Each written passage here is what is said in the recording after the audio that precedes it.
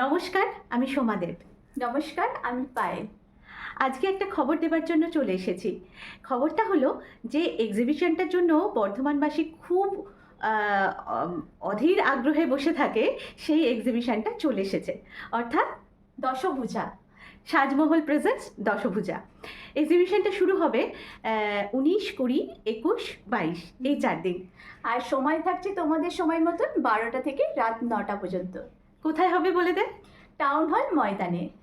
Town হলে সব্বাইকে আসা চাই। বর্ধমানের লোকেদের জন্য এটা একটা পুজোর মেলা বলা যেতে পারে।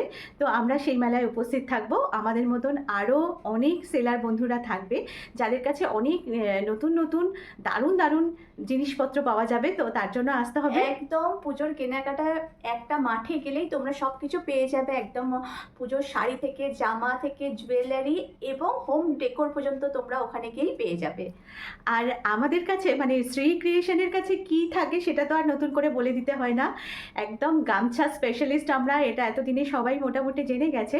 গামছার শাড়ি, কুর্তি, ওয়ান পিস, তার সঙ্গে আরও অনেক রকম অর্গানিক জুয়েলারি তো থাকবেই। এবারে একটা সাজমহলের হাত ধরে একটা নতুন সংযোজন শ্রী ক্রিয়েশন ঘটিয়েছে।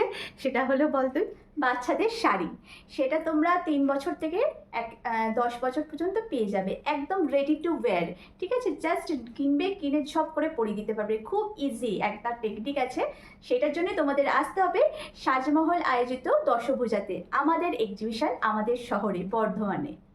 অবশ্যই আসবেন কিন্তু। দেখা হচ্ছে। কেমন? নমস্কার। নমস্কার।